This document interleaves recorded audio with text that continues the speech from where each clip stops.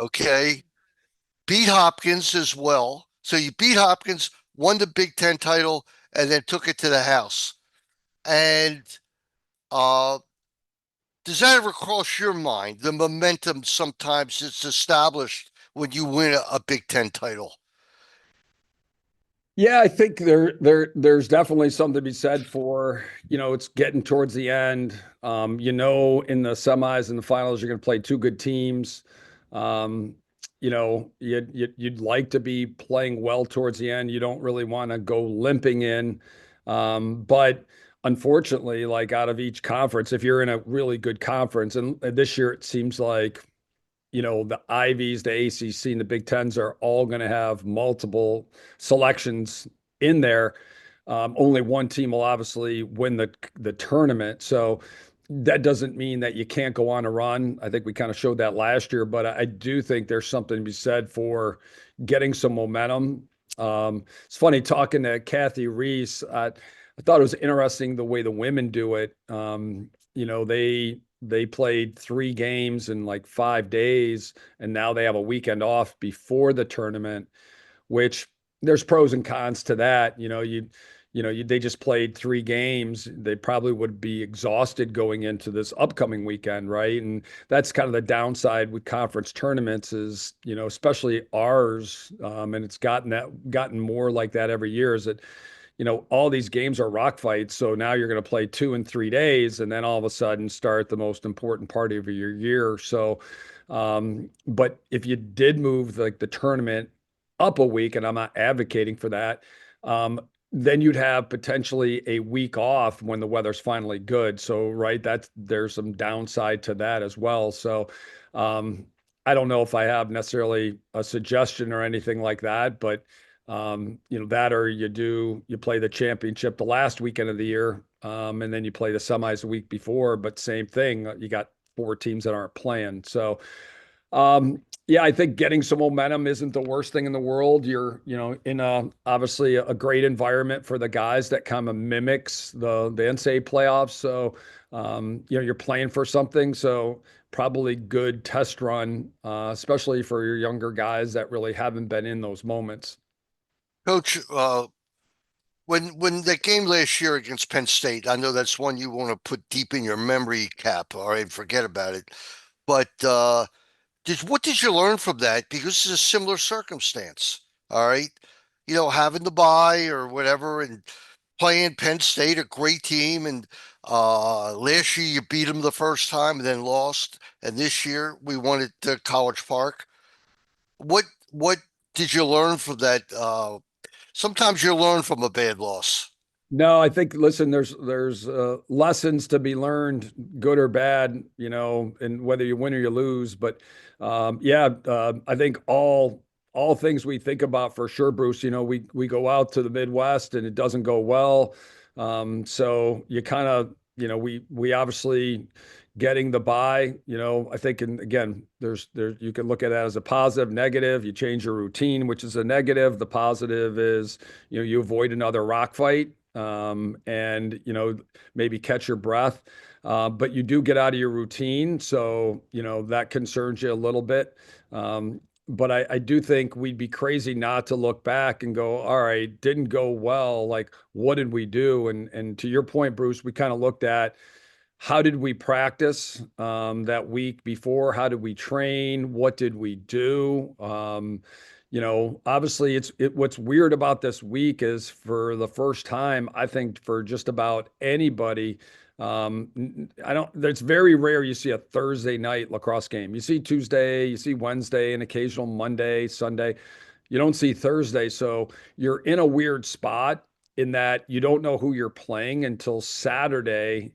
And then you obviously are like, all right, well, we're playing Thursday. We got to travel Wednesday. I don't think you necessarily want to practice Saturday, Sunday, Monday, Tuesday, Wednesday, because if you're fortunate enough to win on Thursday, then you got Friday, Saturday, you're playing 7 straight days, and you really haven't done that all year, but you also want to get prepared. So we kind of, last week, just tried to do some hypotheticals. Luckily for us, like we had just played Hopkins, so we did some breakdown of Hopkins just in case, and it was still fresh, but we were able to kind of go back to that Penn State game and get a little prep in before Saturday. So regardless of who won, we wouldn't be like scrambling on Monday to try to figure out what we wanted to do. So and again, either way, the freshness of the Hopkins or just taking some time on Penn State, either one would have been helpful. And then you kind of looked at, in Penn State, what have they done differently? So we tried to look at maybe some things that they've done, whether they changed some things defensively, offensively in the full field. Obviously the most notable thing I think that came out of Saturday is Aquino didn't play, right? So talking about the rookie of the year in our league, and he was on the sideline, but he didn't play. So now you have to prepare that he is playing. But also, all right, if he doesn't, what happens? Or if he is playing, you know, is there anything significant with that? Is he the same? Is he more of a decoy? Is he full strength? So certainly want to make sure you factor all that in. But yeah, I don't. I think we'd be crazy not looking back a little bit to say whatever we did, burn it, because it didn't go very well, and you sometimes got to own it. And I think there were a lot of things looking at that. The training part was probably the most important part. Was you're still trying to, you need to prepare to play 2 games and 3 games if you're fortunate enough to get there, which most teams haven't done a lot of. So you got to keep the conditioning up, but you also don't want to burn your guys out. So there's a little bit of a juggling act for sure. And I was thinking about it more and more when I was a young coach in the ACCs, and we would get in the ACC tournament, and Coach Starja was there, and Coach Janowski, and it was the ACC tournament, so it was a big deal. And I just got the sense from those guys that I wouldn't say they downplayed the tournament, but I think those guys had been around long enough to realize that if you win the tournament, that's great, momentum, confidence. If you didn't, and like if you lost in the first round, more rest to get ready for the tournament. And then if you lost in the championship, you still got another quality win. And your kids competed against another really good team. And so again, that should help you down the stretch. So just interesting how they had been around a little bit longer, and I think they kind of looked at it not just a win at all cost. It was like, what could you get out of the tournament, whether it's good, bad, or indifferent. Sounds like a justification. I think winning a championship at any level is something you stay with. It's something that the kids will always remember. No, it's not a natty, but it's the next best thing. I believe that's all. Yeah, I don't disagree. I mean, you're keeping score for a reason. There's certain You're goals. playing the game for a reason. Yeah, and like anything else, there are goals that you have, and you always have to constantly reevaluate and adjust your goals as the season goes through. But before the season, if you're in a conference, winning your regular season, your tournament, right? Like those are certainly things that you aspire to do regardless of what sport it is. Coach, I got 2 questions. I want to follow up on something Bruce just asked and then ask you about Penn State in particular. So the first thing, leaving Charlottesville, I was walking off out of Klockner with Jack McDonald and Eric Kohler, and they both were talking a lot, even then, about not having won a Big Ten tournament title or Big Ten regular season since 2022, and that was very present in their thinking after walking off their final, non-conference game of the season. Um, how present has that been this week? I mean, have the guys been talking about that, or is it really just trying to keep them focused on this is just one game? Um, I I think obviously you're taking it one game at a time, but you certainly talk about those things. Just like, the week of Hopkins, we talked about the history of the rivalry, how important the game was in so many different levels. I do think, we have talked about, hey, it's a conference tournament, and to win a conference championship is not easy, especially in this conference because everybody's so good. And so, yeah, we've talked about that. And I think for those guys, I love that, that was kind of on their mind even after, just a regular game, realizing, hey, we're going into a different part of the season and kind of changing gears. And as an older coach, like, you watch, and I was doing the radio after the Hopkins game, but the guys got the Crab Trophy, and I had a great view of, they were taking pictures and all that. And in a way, I loved where I was at. I was just kind of, with the radio guys and Steve and Tim. But I had a great view of seeing those kids kind of getting their picture taken and cheering and celebrating. And as an older coach, stepping back and, you step back and you think about all these kids have put in since August. The sacrifices they make, the early mornings, the cold days, the snowy days, the injuries these guys kind of deal with, the treatment, the losses. But to see them in that moment together, collectively celebrating, is super cool. And those are the things sometimes as a coach that motivate you, is to see the tears of joy, not the tears of pain and disappointment. So I think, those are little moments that sometimes as an older guy that help motivate you, and you try to remind them to stay focused because right now, everybody's dealing with a lot of the same challenges. The weather's finally changing, so all of a sudden this nice weather's out there, and that can be a distraction. And now the finals and the final exams and the end of semester work, and so it's reminding the guys to keep everything in balance, get ahead of things. And that was a big part of the bye week was, let's make sure that we're getting ahead and we're not staying on par. Get ahead. You have time. Use it wisely, so that we can put our best foot forward. Because you think about it, we're leaving tomorrow, and we're gone Wednesday, Thursday, Friday, and we're coming down the stretch here. And there are no excuses because we're not here. Like, everybody needs to get their work done. Everybody needs to get it done on time. We're all expected to go to class, hand things on time, like be the best is be the best, and we don't back off on that. Just like a boss is going to tell you, here's your job. You can't pick and choose the things that you like to do. You need to do everything as well as you can. So that's a mindset that we want our kids to have. So I do think the conference aspect of things, realizing how important lacrosse is here. Maybe looking at the fact that, in some other sports we haven't done quite as well as we'd like, even though we're loving those teams. And I loved how many of our guys were at the women's game the other day supporting them, which again makes me super proud of these guys. They were there on Friday and they were there on Sunday, supporting their classmates and the people that are over here in study hall, and obviously the other teams. So super cool. So I think it would be great for this group to try to pursue a championship and bring it home to the school, just because I know it does mean a lot to the people around here. About Penn State, what's changed? What looks like it stayed the same? I mean, I don't know if Trainer is any healthier. It looks like their defensive midfield maybe got a little bit younger, even with the second Malvern prep freshman kid hopping in there. But what's changed and what's stayed the same? Yeah, I think the Aquino thing's the big thing that you saw from the last time. And again, I'm expecting him to play. So if he's not, then we'll deal with that. I thought, Fracken has been around a long time, so he's certainly super capable of playing well.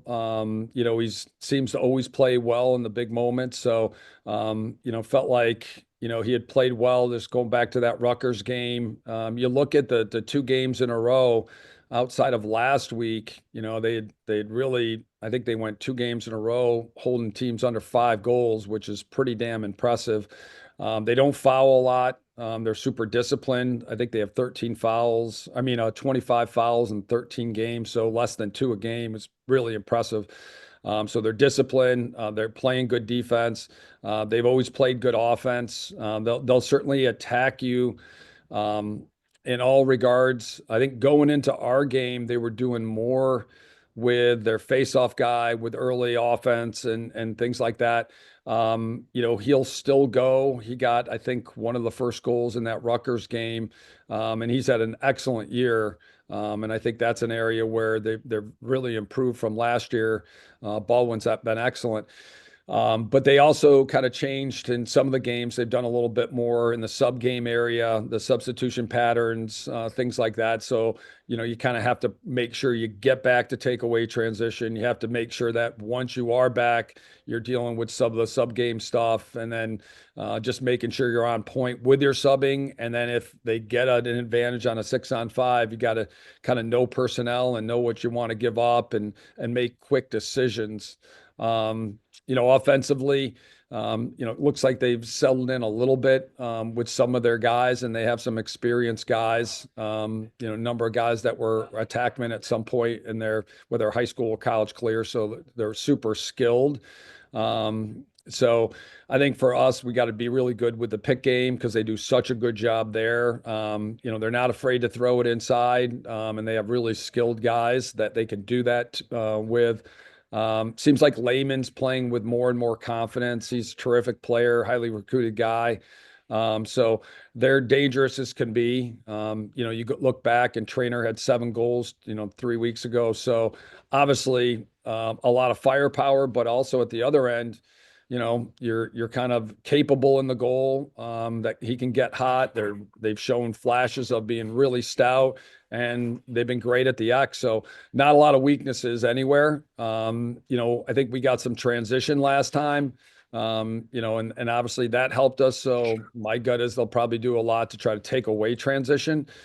So we still have to push when we can. And if we can't, be ready to get settled in and try to execute either, with them quick slides, no slides, and then mixing in some zone. Good morning, Coach. So your defense this season, amazing season. You guys finished second in the country in goals per game allowed. I just wanted to ask from your perspective, just what specifically has stood out about this defensive unit to you for you guys to find all the success? Yeah, I think it starts with good parts down there. Certainly have some talented guys, 2 experienced guys. You look at that close D, and you're going senior, junior, if you want to say grad, senior, junior. But all those guys have played. Will's played for 3 years, so you got multi-year starters. You got a multi-year guy in the goal. Jack obviously is a 5th-year guy. AJ's gotten a lot of experience. You kind of look at Stamos and Kolar, veteran guys. Zach Gorno's come in and done a really good job. And then, you add in Jordy Holmes and Thomas Gravino, and they're on the younger and newer side, but those guys have done a nice job as well. So, you look all in all, I think you have some good parts, but the chemistry, I think, is something that has been really important. And I give the kids so much credit because there was a sincere effort by those guys from the day they got back to make sure that everybody was on the same page.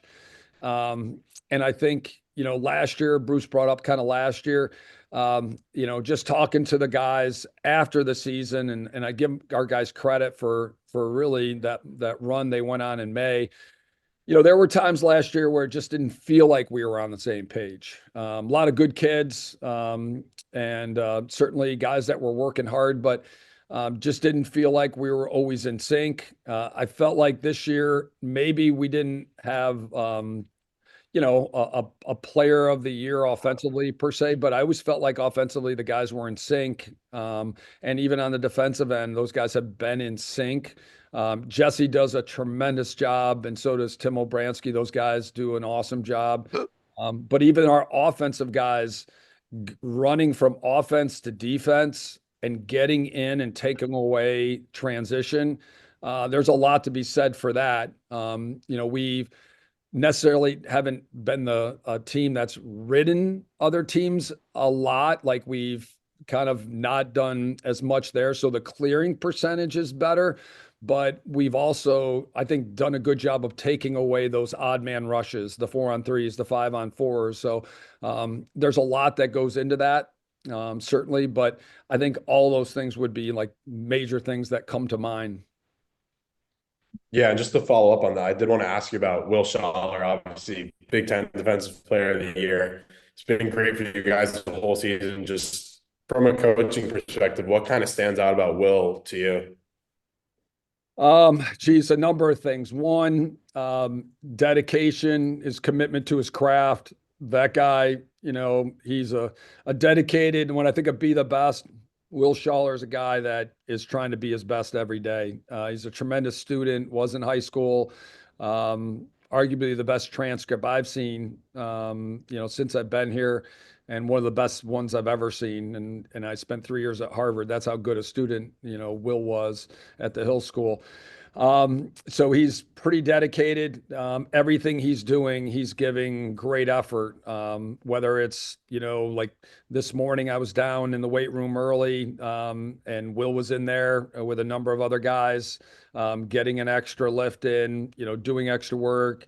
You see him watching extra film, with other guys. He's helping the younger guys. So I think that commitment to his craft, his dedication is one thing. He obviously has some great physical traits in terms of, his lateral movement, his lower body strength.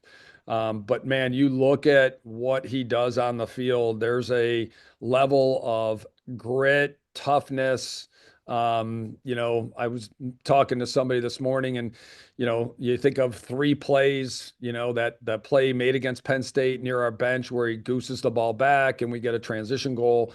You think about obviously the goal that he prevented in the Notre Dame game, and there was another play in that Notre Dame game where he gooses the ball out and dives, and Jack McDonald picks it up. Like, these are things that Will does in practice. So you're getting that pretty much all the time.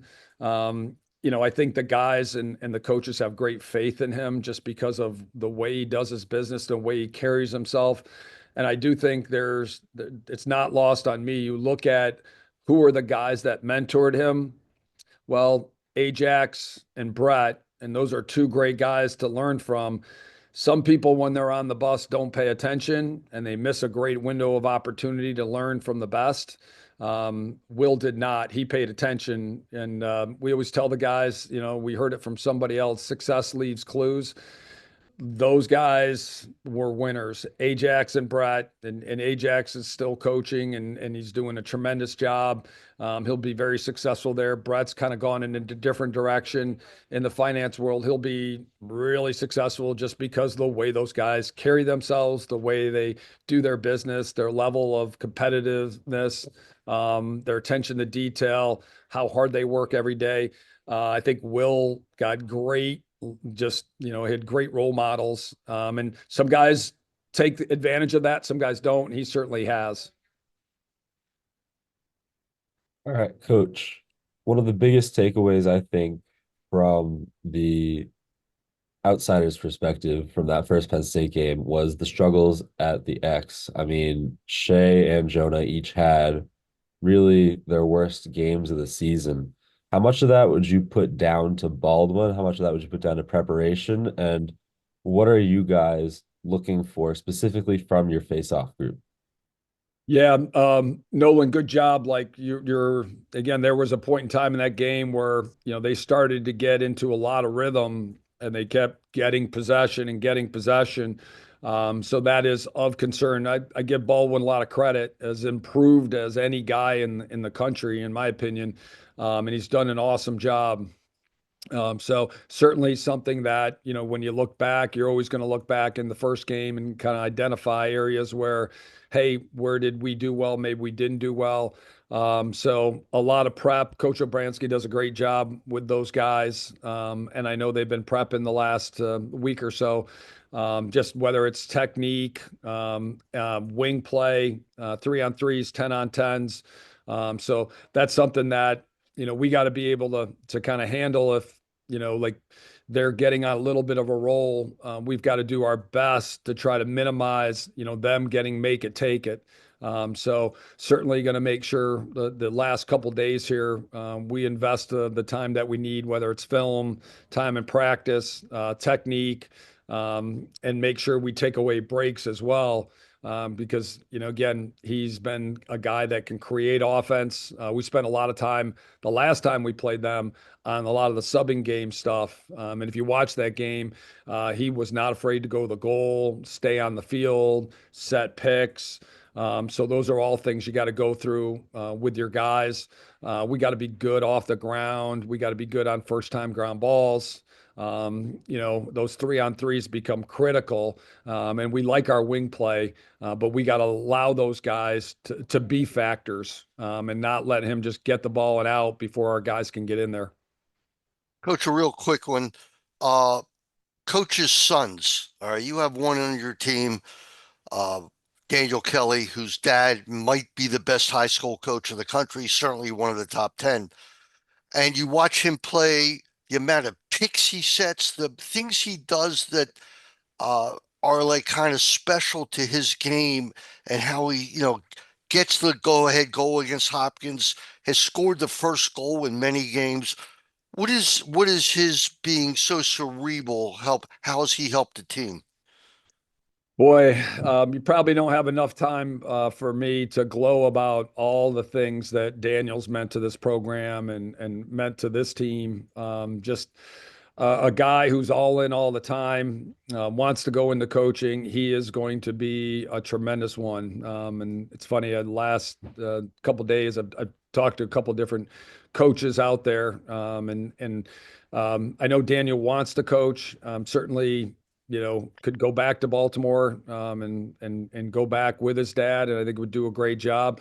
I also think he can go anywhere and do a really good job. I think Daniel, obviously growing up in a lacrosse family, he had the benefit of obviously a great coach in his dad, but also some older brothers, teaching him and kind of seeing what they did, but also him teaching his younger brothers. So there's a little bit of value to that too, because, when you're trying to take that information and give it, you have to make sure you know what you're saying and doing. So he's in a really good spot in that regard. But Daniel seems to know everybody's job on offense. Just always seems to be in the right spot. He has a good feel for his teammates off the field. He's a very caring guy. Always the first to check in on guys, if he's worried about them. So definitely much more than just understanding the game. I think he understands the team dynamic. But man, he'll do anything and everything for the team. And he is going to be so successful as a coach. There's no doubt about it. And I've had a few guys, kind of inquire about guys for coaching for next year, whether it's high school or college. And certainly he's the first guy I bring up just for all those reasons. He just kind of gets it. He's humble, but he knows more than just his job. He knows everybody's job. So he also knows what the defense is doing. So to me, there's a guy that's got a super bright future, no doubt about it. Great. Okay, good luck, hopefully both games. All right. Yeah, thank you. Appreciate it.